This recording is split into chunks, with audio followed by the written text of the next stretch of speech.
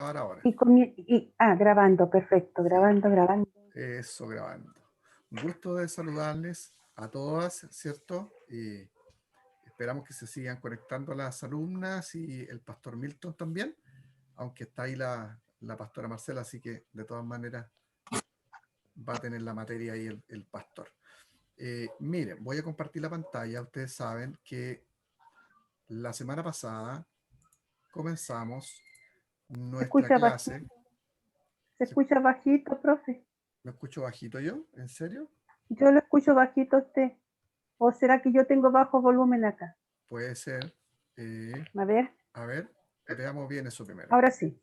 Sí, está bien. Ya. ¿Los demás me escuchan bien, cierto? Sí. Sí, súper, ok. Ya, muy bien. Voy a compartir pantalla de nuevo. Por ahí está la pastora Paola también, bienvenida. Ya, Gracias, pastor. ahí comparto la pantalla Qué y, linda que eres, Paulita. y nosotros comenzamos el estudio de una nueva asignatura que se llama Socioantropología de la Familia Contemporánea, ¿ya? Dentro de nuestro curso de Psicología Pastoral. Y lo que estamos haciendo, estas dos primeras clases, es hacer una presentación del curso, explicarles un poco de qué se trata esta asignatura, qué es lo que vamos a estudiar, introducirlos un poco en estas dos ciencias que vamos a utilizar para el estudio de la familia, vale decir, de la sociología y la antropología. La semana pasada estuvimos mirando un poco más la sociología. Voy a sacar este WhatsApp porque este WhatsApp me trae mucho ruido en los oídos aquí. Ahí sí. Estoy delicado, estoy más viejo ya. Ya todo me molesta. No, no es cierto. Ya. Entonces yo le decía que lo que estamos haciendo es explicar un poco de qué se trata esta materia, dar los primeros argumentos, para que ustedes empiecen a meterse en onda respecto a los contenidos que vamos a ver. Entonces, este curso nos ofrece una introducción al estudio socio-pastoral de la familia. Y como digo, para poder acercarnos a este estudio, vamos a utilizar tanto la sociología como la antropología desde la perspectiva cristiana. ¿Y por qué? Se hace necesario porque para poder abordar esta mirada respecto de la familia, necesitamos mirar y conocer los procesos migratorios que afectan esa vida familiar. Entonces, la semana pasada yo le hablé un poco acerca de estos fenómenos que se han dado, sobre todo los últimos 2 siglos, siglo y medio, que se conoce como fenómeno de migración, sobre todo campo-ciudad, y que ha transformado la estructura de la familia, sobre todo en las ciudades. Entonces, este tipo de fenómenos lo estudia tanto la sociología como la antropología. Yo sé que estas dos disciplinas son disciplinas que tratan de plantearse como muy objetivas. Yo creo que no, y de eso también les expliqué la clase pasada, porque es imposible que cualquier disciplina se autoadjudique no tener seco. Generalmente las personas que desarrollan cualquier tipo de disciplina académica, educacional, investigativa, tienen el seco de la persona que está utilizando la ciencia. Ahora, yo sé también que los investigadores tratan, o tratamos quienes investigamos, de alejarnos un poquito del fenómeno que estudiamos, pero hacerlo de manera 100% es prácticamente imposible.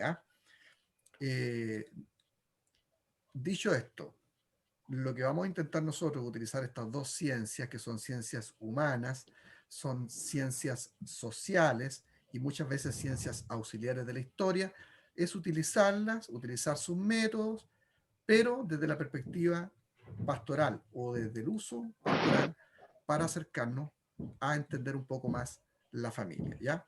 Entonces, vamos a analizar estos procesos migratorios que transforman la vida de la familia. Vamos a discutir temas que son relevantes para la familia, como lo han sido el machismo, sobre todo estos últimos 100 años se ha notado muchísimo, se ha hecho bastante estudio sobre cómo operan los machismos dentro de la estructura familiar. Pero también yo me comprometí en que vamos a mirar el nuevo fenómeno que se nos está dando con el feminismo, porque este feminismo, el de ahora, el de tercera generación, es tan nocivo y malo como el machismo. Yo sé que una feminista me va a decir que uno no puede hacer ese cambio de machismo a feminismo y compararlos como iguales, pero claro, eso tiene el sesgo del movimiento feminista, por supuesto. Lo que yo creo es que el feminismo como fenómeno social hoy día está muy, muy extremista y merece la atención sociológica, socioantropológica, desde la mirada pastoral, ¿ya? Entonces también vamos a estudiar estos dos fenómenos, las estrategias de sobrevivencia de los sectores populares también y el impacto que ha hecho el Evangelio en las familias que han respondido a su llamado. Entonces, yo le decía que aquí la iglesia tiene mucho que decir porque el trabajo que la iglesia realiza, sobre todo en los cordones más pobres de las ciudades, es innegable. No hay una organización, no hay un grupo humano, no existe proyecto del Estado que tenga tanta injerencia positiva en la transformación de las familias más pobres, más vulnerables, más complicadas, en los sectores periféricos o más abandonados de las ciudades que la iglesia evangélica. Y esto lo digo con todo el sesgo de mi propia experiencia personal, porque yo soy un pastor que creía bastante en la teología de la liberación y en ciertos movimientos sociales, los cuales hoy día yo he renegado porque eh, me he dado cuenta que lo que decían mis viejos pastores y mi papá, sobre todo, que hoy descansa en los brazos del Señor, es que es mejor mirar el trabajo que hace la iglesia, porque la teología de liberación nunca liberó a nadie, solo creó una faceta, una etapa de protesta más de carácter político que cristiano y no liberó a nadie. Lo que realmente ha liberado a las poblaciones, a los grupos humanos más pobres, socioeconómicamente deprivados, ha sido la religión y el pentecostalismo aquí en Chile y en América Latina. De tal manera que claramente como objeto de estudio eh, es muy importante para nosotros esa relación que hay entre el trabajo de la iglesia evangélica, rescatando, ayudando, levantando, modificando los ambientes sociales en los lugares más delicados, más complicados de la sociedad. También va a ser parte de nuestro estudio y de eso yo comentaba la clase pasada. Pues estoy haciendo un repaso rapidito. Entonces, en este curso nos aventuramos a intentar abarcar los siguientes contenidos: el origen y la evolución de la familia, que ya comenzamos la próxima clase con este contenido; variaciones culturales de la familia, vamos a discutir cómo ha variado la familia. En esto mucho tiene que ver los procesos de migración campo-ciudad; la familia en América Latina, cómo se diferencia el tipo de familia latinoamericana respecto a la europea, de otras familias en el mundo, de la familia norteamericana y de la familia chilena, que no es completamente igual a todas las de América Latina. Tiene sus elementos parecidos, ¿cierto?, al compararlas, pero la familia chilena también tiene su particularidad. Y por eso vamos a estudiar también la familia en Chile, la familia latina en los Estados Unidos, las migraciones y la familia, el machismo, el feminismo, lo dije, la sobrevivencia de los sectores populares y urbanos. Aquí hay un trabajo muy importante en la iglesia, como decíamos, la cultura y la pobreza, el evangelio y la familia. Está muy interesante este curso. Y luego comenzamos a estudiar estas dos ciencias para entenderlas bien, la sociología y la antropología. La clase pasada abordamos bastante más la sociología, ahora vamos a darle una mirada rápido, de repaso, y vamos a meternos un poquito en la antropología para entender esa ciencia, ¿ya? La palabra sociología es una palabra compuesta, ¿no? Como ustedes saben, viene de la palabra social, ¿cierto? Que tiene que ver con todos los aspectos de la sociedad, y de la palabra griega eh, logia, ¿cierto? Que se puede traducir como estudio, tratado o discurso. Entonces, la sociología es el estudio de la sociedad y como ciencia humana se ha hecho muy famosa estos últimos años. Principalmente o primariamente era una ciencia auxiliar de la historia, era una disciplina social que nos ayudaba a comprender el proceso histórico, pero hoy día ha adquirido tanta densidad, tanta importancia, que se le estudia como una disciplina muy, muy aparte, muy independiente, con sus propios derivados, porque eh, existe la sociología como tal, que ya es un campo impresionante, pero hay derivados muy importantes como la sociología la sociología cultural, por ejemplo, la sociología política y otros tipos de sociologías que se estudian que son bastante importantes y que han adquirido su propia línea, su propia importancia por la cantidad de contenidos que han abordado. Entonces, está muy de moda esta sociología. Es el estudio científico de las relaciones humanas y sus consecuencias. Su unidad es el sistema social que generan hechos sociales.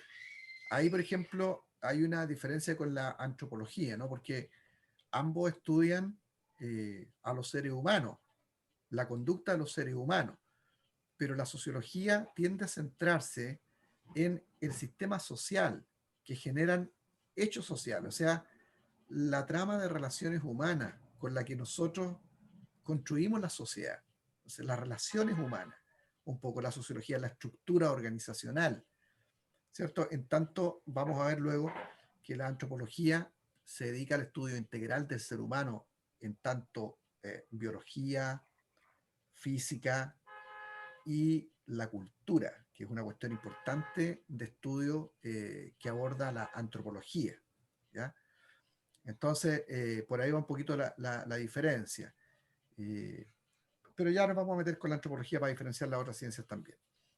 Se estudia para conseguir una visión clara de la sociedad, para poder entenderla lo más que se pueda, poder predecir el cambio social, eh, comprender los sistemas sociales y mejorarlos. Yo le decía que todos estos objetivos que tiene la sociología son objetivos que se alcanzan parcialmente, ¿ah?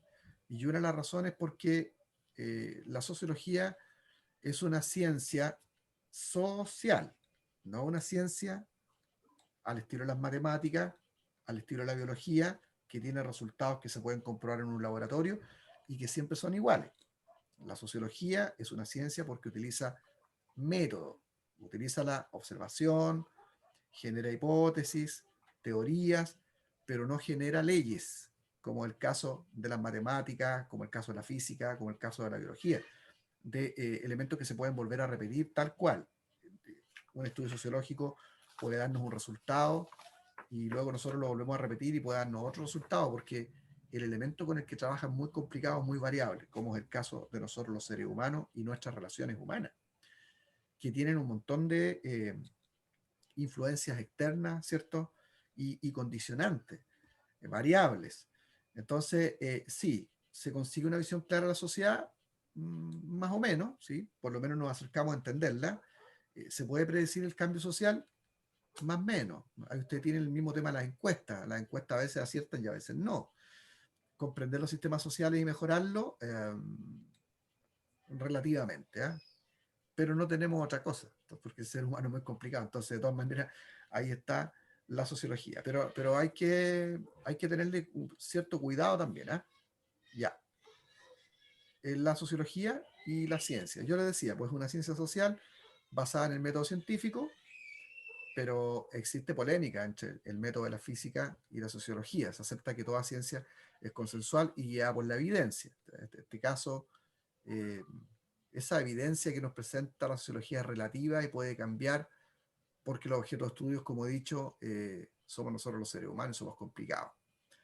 A veces se marca el sentido común, y es cierto, o sea, tiende a tener un sesgo tan grande que de tiempo en tiempo la sociología parece que vuelve al origen de quien habló por primera vez de la sociología, que fue Augusto Comte, ¿no? Yo le decía a ustedes que lo que él quería hacer era crear una ciencia con la cual ordenar toda la sociedad, como una especie de nueva religión. Entonces, esta sociología ordenaría todas las otras ciencias y llegaríamos a un tipo de sociedad perfecta. Eso es como casi una propuesta de una religión. Y muy peligrosa porque aquí en la Tierra, todo ese tipo de utopías que son para aquí, para la Tierra, son muy peligrosas. ¿Por qué? Porque trabajamos con seres imperfectos como el ser humano. Por eso la utopía no funciona aquí. Cuando a mí me dicen el cristianismo es utópico porque presenta también un paraíso, yo digo sí, es utópico, pero no es peligroso porque presenta la utopía en otra dimensión, en otro mundo, en la eternidad, por así decirlo. Entonces aquí simplemente se limita a portarse bien para llevar a cabo esta utopía en otro lugar. La utopía marxista, por ejemplo, que también parte de análisis sociológico de la realidad, porque quien inicia el marxismo es Karl Marx, es un sociólogo, él, es un padre de la sociología. Él plantea la idea de que podemos hacer un mundo perfecto aquí en la Tierra, con seres imperfectos. Entonces eso siempre lleva a situaciones complicadas cuando se plantea una utopía. En el caso de la cristiana, es una utopía que no es peligrosa, sino al contrario, porque la premisa es nos portamos bien aquí, mejoramos, nos regeneramos para crear un mundo nuevo en el cual vamos a vivir eternamente con el Señor en otro lugar. Entonces, nuestra esperanza utópica es escatológica y por tanto no es peligrosa, no es dañina. ¿Ya? Ok, vuelvo a la diapo. Entonces, pero, aquí está esto, me escapé de la idea. Yo digo que la sociología a veces se desmarca del sentido común porque en este intento de entender toda la sociedad empieza a plantear mundos y realidades para cambiar la sociedad, para transformarla. Al predecir el cambio social, también intenta transformarla. Y ahí es cuando empezamos a meternos en las cuestiones complicadas y utópicas, porque a veces tiende a desmarcarse de la realidad, como pasa hoy día con la idea que tiene del hombre y la mujer. ¿Qué está detrás? ¿Qué cientistas sociales están detrás de este proceso de cambio cultural que estamos viviendo, donde se nos dice que cada persona puede elegir su sexo, hacer un mundo nuevo donde cada uno elija lo que quiere ser? Detrás está la sociología, o sea, los sociólogos son quienes están avalando, no todos, pero muchos de ellos, este proceso de cambio cultural. Y considerando que es posible predecir ese cambio y hacer la transformación. Entonces, a veces se desmarca del sentido común, porque el sentido común lo que nos dice es que lo normal, yo no estoy invalidando otras formas de vida que adquieran libremente las personas, por ejemplo, vivir un hombre con un hombre, una mujer con una mujer, en esas cosas yo no me meto, pero plantearlos como ideal de vida y de repente incluso hacer ver que lo normal, lo que dictamina la naturaleza, la biología, que se junte un hombre con una mujer y tengan una familia, que lo ven como mal, hasta como opresor ese pensamiento, entonces te indica que tiende a desmarcarse del sentido común, ¿cierto? ¿Se acuerdan esto del sentido común? Voy a pedirles que como tarea para la próxima clase investiguen un poco acerca del sentido común, ¿ya? Porque es un tema que tiene mucho que ver con la sociología y con la antropología. Voy a hablarles un poquito yo del sentido común, de lo que me acuerdo ahora, pero ustedes van a investigar un poquito más, ¿cierto? Y hagan un trabajo de unas 5 líneas o media plana como máximo. El sentido común es la manera no científica en que nosotros hemos logrado aprender y transmitir el conocimiento. El sentido común no es científico, pero no quiere decir que el sentido común sea malo porque no es científico. No. ¿Quién fue la primera persona que habló de sentido común? Me parece que fue Platón. Él se refería al sentido común como los sensibles comunes. De eso hablaba él, los sensibles comunes. Les pido que en esta asignatura ustedes estén estudiando y haciendo las investigaciones, porque no es igual que otras materias que hemos tenido. Esta es un poquito más de carácter multidisciplinar, entonces lo otro era más como opiniones sobre la vida, el ciclo de la familia, pero esto ustedes necesitan investigar un poquito, ¿ya? Voy a tratar de ser sencillo en todo lo que expongo. Entonces, él hablaba de los sensibles comunes, Platón. Él decía que los seres humanos lograban conocer la realidad, entenderla, explicarla y validarla a través de los sensibles comunes. ¿Y a qué se refería con esto? De que el hombre puede aprender la realidad objetivamente a través de los sentidos, pero los sentidos relacionados el uno con el otro, más la experiencia social. Eso es como el sentido común.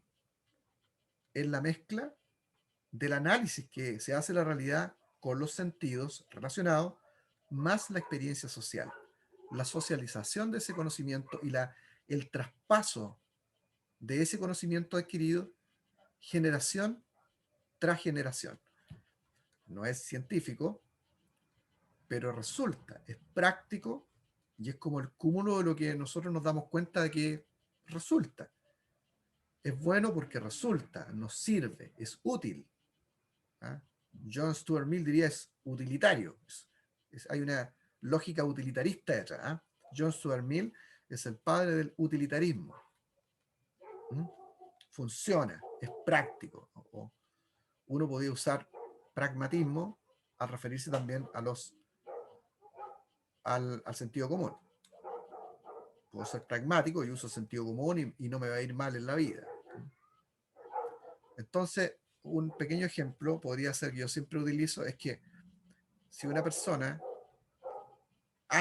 mucho antes que nosotros, 2000 años atrás, resulta que con los ojos logra ver una sustancia blanca, granulada, y la mira y dice, esto es azúcar. Pero luego, ¿qué está utilizando ahí? Está utilizando los sentidos del el tacto y está utilizando la vista, ¿cierto? Relacionada. Y con eso podría decir, mira, esto es granulado, blanco es azúcar. Pero luego se lo lleva a la boca, lo prueba y dice, no, esto es sal. Entonces, la mezcla de los sentidos, de los sensibles comunes, de los sentidos, nos enseñan de que dos elementos se pueden parecer, pero el gusto lo distingue. ¿Entiendes? Eh, entonces, esa experiencia la socializa con su familia, con sus amigos, con la generación que viene, y la generación que viene ya sabe que no puede llegar y meterse un puñado de una sustancia granulada blanca a la boca y tragársela, porque pensando que es azúcar podría ser sal y se va a llevar un tremendo problema estomacal. Si una persona también podría, que tenga problemas, podría morirse comiéndose un puñado de sal. Entonces, el sentido común es eso, es la información que nosotros recogemos de nuestros sentidos relacionados, más la socialización eh, que se genera de este conocimiento. Entonces, la humanidad, para que ustedes me entiendan, gracias al sentido común, ha venido aprendiendo, consensuando y entregando de una generación a otra conocimiento. Entonces, por eso, y ese sentido común se aplica también a las relaciones humanas. Nosotros hay cosas que decimos que no son de sentido común. Por ejemplo, perdón que voy a hacer un ejemplo fuerte, pero eh, si ustedes vieran a una persona que por necesidades biológicas se para en una esquina eh, y llega y se baja los pantalones y hace sus necesidades, ustedes van a decir, no, a ver, esto no es de sentido común. Esto no se hace para atrás.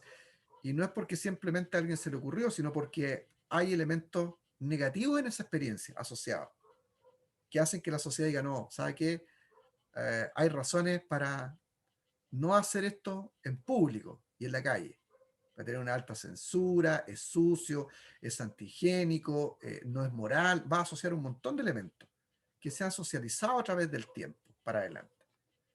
Y nos hemos dado cuenta de lo que es bueno y lo que es malo. El sentido común, hay cuestiones sociales y a veces cuestiones que son también ligadas a la misma ciencia o a la naturaleza humana, como por ejemplo, sabemos que si se junta un hombre con una mujer y tienen relaciones, pueden tener familia.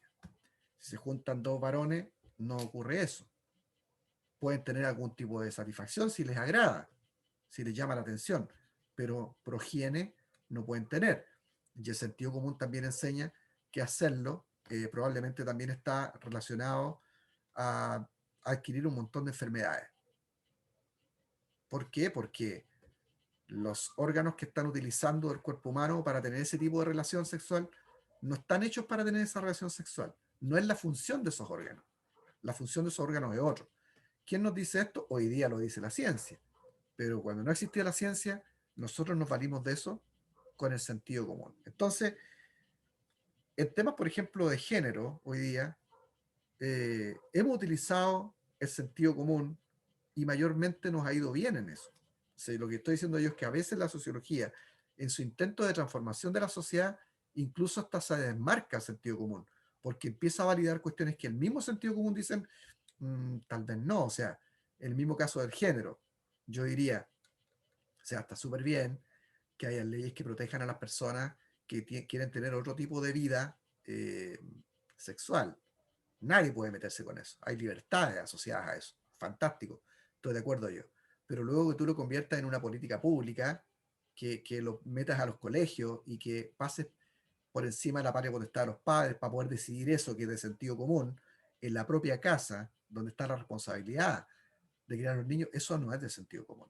¿Entiendes? Entonces a veces ocurre, este es un caso cercano al que ustedes conocen porque son evangélicos, donde muchas veces la sociología se desmarca incluso de sentido común. Entonces, ¿pero es una ciencia buena? Sí, claro, porque es la ciencia que nos permite ver y conocer cómo funcionan nuestras relaciones humanas, pero a veces se desmarca de sentido común y es un problema. ¿Por qué? Porque es una ciencia, sí, pero es una ciencia social. No es una ciencia empírica, no es una ciencia física, matemática, biológica. Es una ciencia social. Entonces ahí hay que tenerle ojo siempre en eso. ¿Ya? Quiero preguntar, ¿sirvió la explicación o no? ¿Sí? Súper. Perfecto. Ok. Ya. Vamos entonces de nuevo, continuemos con la diapo. Ok, vamos a avanzar. Los problemas de sociología, la resistencia por parte del material humano. Otra vez, el problema es que somos seres muy complicados los seres humanos. A veces muy predecibles y a veces impredecibles.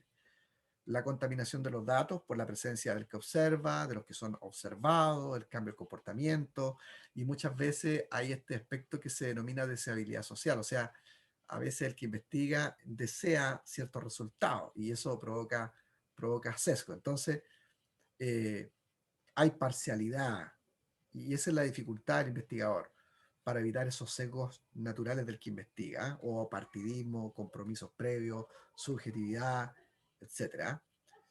Entonces se generan estas creencias erróneas sobre la sociología. Uno, creer que los problemas sociales tienen solución. Eso es relativo. El hombre es producto de su entorno y no es responsable de su acto. Este es un temazo. ¿Mm? Porque detrás de la sociología persiste esta idea de que el hombre no es malo intrínsecamente. Funciona con la idea del siglo XVIII que plantearon que eh, hay un progreso ilimitado del hombre, que el hombre ha llegado a ser adulto, dejó la niñez y por tanto el hombre está destinado a un progreso ilimitado del hombre. El hombre es bueno por naturaleza. Por tanto, cuando el hombre está defectuoso o algo falla en el hombre, la sociología tiende a pensar que no es culpa de la persona, sino que es el ambiente donde se crió. Entonces, las políticas públicas se orientan allá cuando la sociología convence al Estado de esta idea, ¿no? Lo que nos pasa a nosotros con las políticas públicas hacia los reos, por ejemplo. Hasta las personas que cometen fechorías, tienen un montón de derechos humanos. Yo estoy en contra de todo eso, pero pienso que todo eso debe tener un límite porque las personas que cometen actos criminales horribles como la muerte de niños, violaciones 2, 3 veces, yo pienso que van perdiendo sus derechos humanos porque no se comportan como humanos. O sea, la humanidad es una forma de comportamiento, es un estado de comportamiento. Los seres humanos pueden deshumanizarse a sí mismos por sus propias decisiones. Entonces, eh, el cristianismo, por ejemplo, es más preclaro en ese sentido, dice el ser humano es un ser caído por naturaleza y por tanto necesita reconocer, para poder cambiar necesita reconocer que es malo, que ha hecho cosas malas. Y miren qué curioso, eso sería criticado por un sociólogo, generalmente no cristiano. Sin embargo, llegan los evangélicos con esta idea a las cárceles y los reos aceptan esta situación, dicen, bueno, soy malo, he cometido un error, un pecado, cambian, aceptan el pensamiento cristiano y nunca vuelven a reincidir. 8 de cada 10, lo decíamos. Por eso es que el cristianismo tiene la tasa de rehabilitación más alta dentro de las cárceles. Y la sociología, que pone sus recursos estatales, que pone programas para rehabilitar, un montón de cuestiones, no rehabilitan las personas. ¿Por qué? Porque tienen este problema de que consideran que el hombre no es culpable de lo que hace, sino el entorno lo condiciona. ¿Qué decimos nosotros? Sí, eso tiene verdad, pero no es una verdad absoluta. ¿Ya? El hombre el hombre tiene problemas dentro de sí que tiene que mejorar. Entonces no podemos culpar a la sociedad de todo, ¿no? Que yo nací pobre.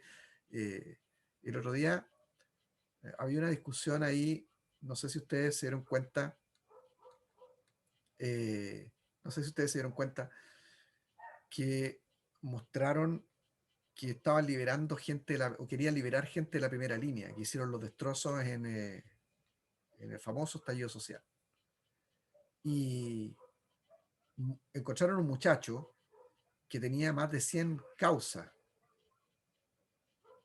Entonces, bueno, la gente que está en contra de esto de santificar a la primera línea dice, oye, pero mira, po, te van a dejar libre una persona que lo único que hace es dañar la sociedad y que tiene todas estas causas, que roba, anda con cuchillas, es capaz de sacarle el año de una abuelita, robar aquí, y luego inmediatamente, cuando empieza a decirse eso, para hacer ver que está mal el sistema judicial en Chile, inmediatamente un medio informativo, me parece, no estoy seguro, me parece que fue, bueno, a lo mejor no voy a mencionar para no cometer un error, pero un medio informativo muy famoso de nuestro país inmediatamente saca un reportaje de la pobre vida de este muchacho, que no tuvo papá, que lo golpearon, que acá, que los familiares lo criaron un tiempo, que se volvió a ir, estuvo en el Sename, se arrancaba, la triste historia. Entonces, cuando uno lee esa historia o artículo que hace este medio informativo, uno dice, ah, bueno, lo que están haciendo aquí es tratar de explicarnos de que esta persona hace eso malo por el ambiente, por la vida que vivió. Entonces yo, que soy cristiano, digo, qué mala vida, ¿no? Qué pena, qué tristeza. Pero él tiene una responsabilidad individual y eso, nada de eso justifica que nosotros entonces tengamos que decir, pobrecito, casi no es culpa de él, porque él mata, roba, persigue, hace esto porque vivió esta triste vida. La experiencia dentro del mundo evangélico es completamente distinta. La gente ha nacido en sectores pobres, personas abandonadas, que habiéndose convertido al cristianismo han llegado a ser tremendas personas.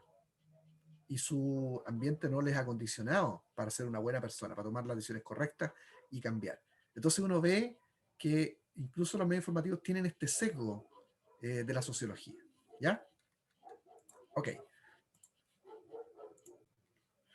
Ya, entonces, el hombre es producto de su entorno y no es responsable de sus actos. Ese es un problema al que puede llegar la sociología. Y no es científico regir la conducta por principios morales. Nosotros pensamos que absolutamente sí. Ya. Y la sociología de la religión se dedica a investigar todo lo social en lo religioso y lo religioso en lo social. ¿Ah? Esta sociología estudia desde y a través de la religión cuestiones no directamente religiosas. El cambio social, la alienación, la solidaridad, la cohesión social, la legitimación, la identidad colectiva, entre otros temas, etcétera. O sea, todos los temas que son de la sociología los estudiamos nosotros como creyentes, pero desde una perspectiva cristiana y desde la religión cristiana. ¿Eh? Ya, y ahora dejamos estos minutos que nos quedan para la antropología de la religión. Antes sí, dejar un espacio para que ustedes puedan hacer algunas preguntas si las tienen. ¿Entienden lo que es la sociología y esta ciencia social que vamos a utilizar para nuestro acercamiento a la familia y el desarrollo de la familia? ¿O algún comentario que quieran hacer? ¿Está bien con todo esto que hemos comentado? ¿Necesita más explicación? Cuéntenme un poquito.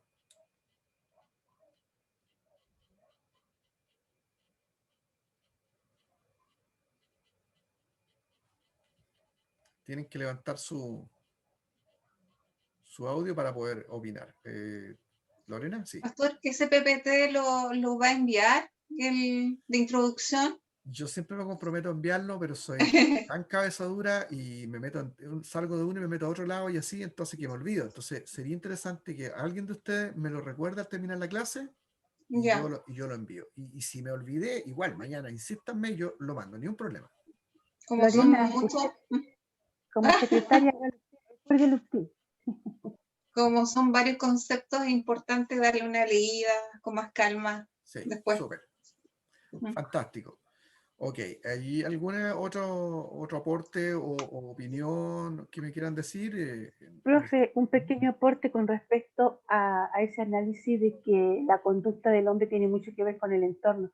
Mientras hablaba, recordé la experiencia de la familia de mi esposo. Ellos cuando, bueno, Pero cuando era joven, sus papás adoptaron un bebé de 7 días. Ujú. Y resulta de que la adopción de ese niño, ¿qué significó? Que ellos cometieron el gran error de decirle cuál era su origen cuando él era un joven. Mm. Y este joven se rebeló al saber que su madre lo había botado, lo había abandonado, y eso que él lo tenía todo, tuvo la mejor educación, incluso mi esposo dice, tuvo mejor educación, fue mejor tratado, más que todos nosotros, porque llegó cuando ya todos eran adultos, entonces fue el regalón de la casa. Pero esa información a él le trajo un cambio de conducta que él se reveló de tal manera que él se fue por el camino de la droga y él quería buscar a su madre para matarla, acabar con ella. Entonces, en parte, creo que sí afecta, influye, no es una responsabilidad al 100%, sino que sí hay un porcentaje. Así que, bueno, he querido hacer este alcance de acuerdo a lo que usted está diciendo, que Sí, el súper. entorno afecta la conducta de las personas. Esta información, el saber de esta situación, que ellos no eran sus verdaderos padres, que no eran sus verdaderos hermanos, en fin, lo llevó a tener un cambio de conducta totalmente rebelde. El niño bonito, bien comportado, tuvo un cambio. Sí, bueno, qué buena la acotación y el alcance, porque debo entonces aclarar lo siguiente. Desde el estudio incluso del ciclo vital de la familia que nosotros hemos realizado, hemos aprendido que efectivamente el hombre, el ser humano, eh, básicamente es la mezcla de su genética y su entorno. Entonces, ahí se acuerdan que nosotros vimos unos sociólogos y conductistas que tenían discusión al respecto de qué es lo que era más fuerte, si el origen genético, sus genes, o la formación que tenía con su entorno. Entonces, luego surgió el modelo sistémico que decía, mira, ¿sabes qué? Esto se mezcla, es una mezcla de ambas cosas y los estudios actuales tienden a decir que lo que tiene mayor influencia finalmente entre lo genético y el entorno es el entorno. Eso casi no hay discusión hoy día. Desde el análisis sistémico, son las dos cosas. No es uno solo, son las dos influyen. Lo que nos han adoptado toda la historia genética de nuestros antepasados, más la formación del entorno. Los dos son fuertes, pero es más fuerte la del entorno. Ese es lo que se cree hoy día actualmente, esos son los estudios que hay. Ahora, ¿Y qué piensa usted, eso, pastor, de eso? yo creo que es eso, que es así, que tiene más fuerza el entorno, pero usted tiene que hacer una diferencia en lo que yo estoy diciendo. Lo que la sociología dice, y aquí yo no comparto completamente, eh, es que, ahí está, el hombre es producto de su entorno y no es responsable de su acto. Ese es el asunto. Eso es lo que no estamos de acuerdo nosotros como cristianos. No. El hombre puede ser producto de su entorno, porque el entorno puede ser incluso más fuerte que los genes que uno trae. Entonces, por eso digo que el aporte de la pastora es bueno para conversar esto. Por eso yo les pido que ustedes siempre me hagan aporte, me digan, porque si no yo pienso que vamos bien. Entonces, es Sí. bueno el aporte. ¿Sabe, pastor? Que Efectivamente, pero el asunto es, el hombre es responsable aún con la formación que le ha dado el entorno. No quiere decir que porque yo he estado en una cuna, es lo que acaba de decir la pastora, si yo estaba en una cuna de oro y soy una persona que por ejemplo, fui adoptado, en una cuna de oro, me dieron lo mejor, la mejor educación, no quiere decir que yo no vaya o no pueda tomar malas decisiones y no sea responsable de esos actos. Como al revés, una persona, por ejemplo, que haya nacido en la pobreza extrema, sus papás eran delincuentes, se crió ahí, le tocó que los papás eran traficantes y lo llevaron donde la familia que lo crió era peor todavía, puede haber tenido lo peor. Ese entorno afecta, según los estudios sociológicos, según los estudios psicológicos, afecta más que los genes. Por ejemplo, imagínense que este niño o esta niña haya venido de una genética donde sus antepasados fueron todos reyes, fueron todos patricios, estudiaron lo mejor, eran los más inteligentes, pero él se crió en un ambiente completamente malo. Eso va a ser más decidor en su vida, eso efectivamente, pero eso no quiere decir que los actos que él realice no sean de su propia responsabilidad. Ahí es donde la sociología, desde el punto de vista cristiano, se equivocan. ¿Por qué? Porque la experiencia cristiana es que si un hombre, una mujer, decide tomar una decisión en su vida, motivado por convicciones, puede cambiar completamente su vida. Y eso es lo que causa el evangelio, el cristianismo, en estas situaciones de pobreza y complicaciones graves, de que el cristianismo le vuelve a dar una oportunidad al hombre y le dice, no, tú puedes tomar, a pesar de lo que te ha pasado, a pesar del contexto, tú puedes tomar nuevas decisiones en tu vida y ser una persona completamente distinta porque tú eres responsable de tus actos. Hay una diferencia entre la mirada de la sociología evangélica respecto de la sociología común y corriente. Pastor Milton. Yo igual estoy de acuerdo en que el medio y el lugar, la sociedad donde uno vive influye muchísimo, pero también conozco casos muy marcados por lo de cerca que me toca vivir ahí en el mismo liceo, con el trato de familia, alumna, y he conocido, en el caso, me estaba acordando recién de una situación puntual. eh, Efectivamente, cuando adoptaron a una niña que estaba en el liceo, pero la chica totalmente rebelde, complicadísima en vocabulario, en un montón de cosas. Y ellos mismos comentaban que, o sea, todos los hijos, ninguno fue así y la criaron de la misma manera que los demás hijos. Pero el hecho quizás, efectivamente, como decía el pastor Emilia, el de conocer o saber que ella era adoptada, no venía de la familia, producía esa forma de actuar o sea, diferente a los hijos que antes había tenido este matrimonio. Y efectivamente los hijos le decían a la mamá, mira, ella te ha hecho sufrir y, no sé, te ha sacado canas verdes como ninguno de nosotros lo hicimos. Y ellos lo atribuían justamente al origen que ellos también conocían de dónde venía esta niña. Entonces lo atribuían efectivamente a los orígenes, a los genes. Y Puede ahí la ser. parte social ¿No y sería más fuerte ahí? medio ambiente no fue más No fue fuerte más fuerte. que sus orígenes. Claro. Bu- Bueno, Ahí, bueno, ahí en el mismo caso la pastora Mireya, porque si su entorno fue bueno, porque según cierto la pastora Mireya dice de que fue criado como todo y mejor, porque era como el menor, a lo mejor más regalón, o sea, pero aún así él, o sea, ahí habían otras cosas. Yo creo que ahí tiene que haber pasado otras cosas por su mente, porque yo igual tengo la experiencia de una prima mía que es adoptada, una prima que se crió con mi abuelito, mi abuelita, y mi tía era la mamá, mi tía, que ella no podía tener hijos, entonces ella adoptó a la Susi. Ella lo supo de mala manera, a veces todo depende cómo le digan las cosas, ella lo supo también en la adolescencia, y lo supo de mala manera por alguien que llegó, una de las primas, alguien llegó y le dijo, ¿qué? Si tú soy adoptada, alguna rencilla que tendría, alguna discusión, y le largó el tema. Entonces ella lo supo así.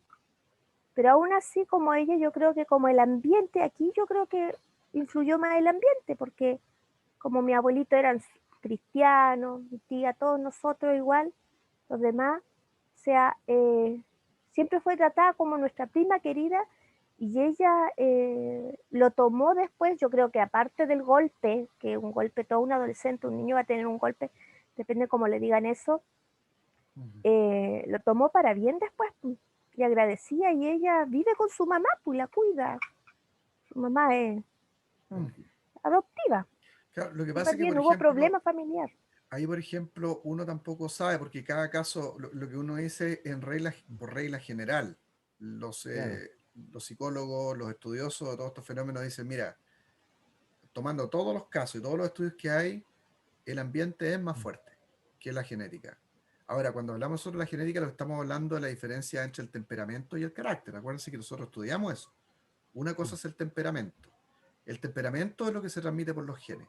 O sea que yo puedo ser explosivo, puedo ser introspectivo, todas esas cosas, ¿ya? Mm, Pero sí. definitivamente en los casos generales el ambiente es más fuerte. Ahora, ¿por qué ocurren esos casos de los que ustedes mencionan? Pueden ser traumas que se asocian a una vida particular y que no solamente tienen que ver con niños adoptados, sino que tienen que ver, por ejemplo, con niños que son de las propias familias. ¿Por qué niños de familias bien criadas, de buenos padres, terminan siendo drogadictos y completamente distintos a sus hermanos? ¿Por qué? El caso no es la adopción.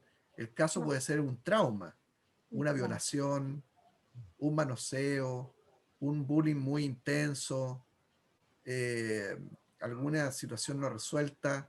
Entonces, también tiene que ver con temas que son profundamente personales de las Sí, personas. yo O sea, creo que yo por ejemplo, tengo casos cercanos de, conocí personas, hijos de pastores, por ejemplo, criados, pero todos especialmente criados, buena moralidad, buena situación económica, el mismo trato con todo, el mismo cariño, y uno de ellos sale drogadicto, sale terrible, el tata o la tata, ¿cierto? Eh, pero si tú empiezas a ver qué es lo que hay, finalmente, es algún trauma. Entonces, claro, claro. en el caso, por ejemplo, de un niño o una niña adoptada, puede ser un trauma que se lo digan de mala manera, que le cuenten esto mal, lo hagan con maldad, y ahí depende cómo reacciona cada quien y cómo ha sido criado para enfrentar los momentos duros de la vida. Entonces, cada caso es un mundo, sin duda. Sin embargo, yo quiero que ustedes entiendan que en términos generales, la investigación que hay de muchos años de la psicología, del caso de la sociología, nos dice eso, que el factor genético no es más fuerte que el ambiente, que la buena educación, que el proteger a los niños de traumas que sean muy fuertes o criarlos para que tengan, digamos, el colchón detrás en Herramientas. caso de las herramientas, eso siempre va a ser más fuerte. Pero sí hay casos que son complicados. Entonces es una generalidad. Y por lo mismo que estamos hablando, porque toda esta ciencia, la psicología, la sociología, son ciencias no matemáticas. Es lo que yo No les son vuelvo a repetir. exactas. No son exactas. Somos seres humanos. Los seres humanos somos súper complicados. Entonces por ahí va. Gracias por el comentario. Nos quedan un poquito de tiempo. Vamos a ver o a iniciar nuestro conocimiento sobre la ciencia antropológica. Nos vamos a ir con calma a las primeras clases para que no sintamos que la materia es muy complicada o nos puede aburrir porque es demasiado técnica, ¿ya? Entonces, la antropología de la religión. La antropología responde interrogantes que surgen del asombro, la admiración, la inseguridad de los seres humanos. Las experiencias de frustración, de fracaso, tratamos de buscar identidad, autocomprendernos, etc. Entonces, la antropología intenta responder preguntas que son muy interiores del hombre. O sea, ¿qué significa ser hombre? ¿Qué sentido tiene la existencia humana? Esas son las preguntas que se hace la antropología, muy cercanas también al sentido de la vida con el que trabaja la filosofía y la teología o la religión. ¿Ya? Entonces, la antropología estudia o se relaciona con la evolución biológica de nuestra especie, el desarrollo de los modos de vida de pueblos que han desaparecido, las estructuras sociales de la actualidad, la diversidad de expresiones culturales y lingüísticas que caracterizan a la humanidad, la naturaleza física, zoológica, filosófica, religiosa, etc. ¿Qué estoy diciendo con esto? El antropólogo es un cientista social que lo que hace es un estudio integral del hombre.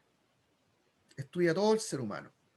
Lo estudia tanto en sus características físicas, sus movimientos. Por ejemplo, el antropólogo pone mucha atención a los descubrimientos de los restos óseos de seres que podrían ser hombres o podrían ser antepasados del hombre, monos, por así decirlo, simios o homínidos más bien, mirándolo físicamente. Yo les decía a ustedes que el antropólogo diferencia el descubrimiento de un homínido o de un hombre solamente por el rasgo físico de la separación de este dedo. Esto se lo he explicado yo otras veces a ustedes. Cuando un Patoma. antropólogo, claro, encuentra que está pegado, la estructura física de la mano, está pegado y se no es un simio. Es un simio ese. Y si lo encuentra separado, dice es un hombre. Porque esa estructura física marcó la diferencia entre los simios y los seres humanos. La capacidad prensil, la capacidad para la técnica, y por eso es que los antropólogos mismos bautizaron a estos descubrimientos como los Homo Como habilis, o sea, hombres que son hábiles, ¿cierto? Ahora, la palabra antropología está derivada de dos palabras. Aprendamos esas cositas sencillas ahora. De la palabra antropos, que se puede traducir como hombre, antropoide, que está parado en dos pies, antropo, hombre, y logia, que se traduce estudio, tratado o discurso. Entonces, antropología es el estudio del hombre. Ese es un antropólogo, estudia al hombre de manera integral. Eso decíamos, en los aspectos físicos, en los aspectos biológicos y en sus aspectos culturales. Estudia la cultura que crea el hombre. Estudia las sociedades que crean los hombres. ¿Ah? Entonces, aquí, por ejemplo, hay que diferenciarlo de otras disciplinas que son parecidas. Por ejemplo, a ver, es más fácil. Tanto el antropólogo como el arqueólogo, dice otra ciencia interesante, del griego, archaios logía, dos palabras griegas, archaios, que significa antiguo, arqueo, ¿cierto? O archaios, logia, estudio, tratado, discurso, el estudio de lo antiguo. Eso significa arqueología. Tanto la arqueología como la antropología estudian las mismas cosas, los mismos objetos, los objetos que produce el hombre. Pero la diferencia es que el antropólogo los estudia para entender cómo pensaba el hombre. ¿Ven qué diferente? Porque eso es lo que estudia el antropólogo. Es el pensamiento humano, cómo el hombre piensa, cómo crea sociedades, cómo crea cultura. Entonces, por ejemplo, el arqueólogo cuando descubre una vasija, lo hace, por ejemplo, para fechar. Dice, esta vasija tiene un color. Después encontramos en otro periodo vasijas que tienen dos colores. Después encontramos vasijas que tienen colores y tienen figuras. Y el arqueólogo dice, aquí tenemos un periodo, dos periodos, tres periodos. Como pasa con los estudios de las civilizaciones, de los grupos antiguos, humanos antiguos. El antropólogo estudiaría la creación del objeto en tanto entender la cultura. ¿Qué pensaba religiosamente? ¿Por qué puso esta figura? ¿Cuál es su concepto de la dimensión, la forma, la estética, la religión, etcétera? Claro, entonces el antropólogo pone la atención en por qué el hombre hacía eso para entender al hombre. Entonces la antropología es una ciencia muy importante. Si ustedes me dicen, son cabos los antropólogos están dentro de los investigadores más caperuzos que hay. ¿Ya? Porque estudian la mente humana con las cosas que crea el hombre. Entonces, y lo estudia de manera integral. Ya. Nos quedan unos poquitos minutos. Vamos, fuerza, fuerza. Sé que están cansados ya con toda esta clase hoy día, con el pastor Luis, con mi clase. Pero ánimo, vamos. Queda poquito, vamos. Entonces, la antropología estudia al ser integral y por eso es que estudia la evolución biológica de nuestra especie. El antropólogo estudia los huesos, los restos, las cuevas, las cavernas, todo eso. El desarrollo y los modos de vida de pueblos que han desaparecido, cómo vivían, por qué desaparecieron esos grupos. A este respecto, por ejemplo, se ha descubierto desde la antropología que los grupos humanos que desaparecieron eran diferentes a los grupos humanos que subsistieron y que crearon sociedades más grandes y más complejas como las que nosotros denominamos civilizaciones, por el uso, por ejemplo, de personas que se dedicaban exclusivamente a enseñar. Miren, ustedes que ahí, pastor Milton es profe. Fíjense que la antropología ha descubierto que las sociedades que construyeron civilizaciones se diferenciaron de los grupos humanos pequeños que desaparecieron, porque en estos grupos que crecieron y se convirtieron en grandes civilizaciones, ellos tenían personas dedicadas exclusivamente a enseñar a las generaciones que venían. O sea, tenían profes, Profesor. tenían educadores. Entonces, la educación es una de las disciplinas más antiguas de la historia del hombre. Entonces, ahí ustedes tienen, porque se explica bien lo que nos muestra esta diapositiva. ¿Ve? El desarrollo y los modos de vida de pueblos que han desaparecido. ¿Eh? Las estructuras sociales de la actualidad, la diversidad de expresiones culturales, lingüísticas, etcétera, naturaleza física, zoológica, filosófica, religiosa, etcétera. Muy completa la disciplina antropológica. ¿Ya? Entonces, estas dos disciplinas, yo sé que tienen su complejidad, la sociología y la antropología van a ser la base para el estudio del desarrollo de la familia. Está muy entretenido. Vamos a estar utilizando entonces En nuestro estudio, personas que vienen del mundo de la sociología y personas que vienen del mundo de la antropología van a ser los que nosotros vamos a poner en escena para mirarlos desde la mirada cristiana pastoral, cómo ellos van mirando el desarrollo y la evolución de la familia, que es el tema de la próxima clase. ¿Estamos?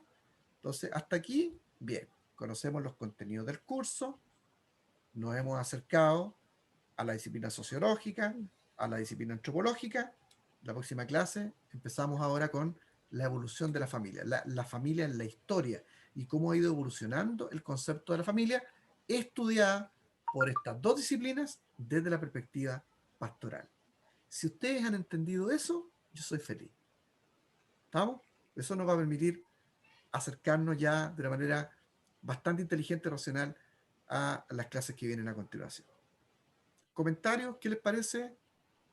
Esta va a ser una clase aburrida. Excelente, profe. Me encanta, me gusta poder introducirnos en otro tipo de materia, tomar conocimiento.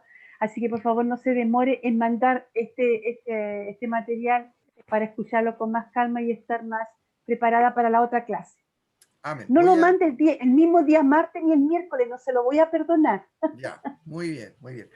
¿Qué les parece la hermana Lorena, como ella trabaja en la pastoral de nuestra iglesia, esposa del pastor Fernando?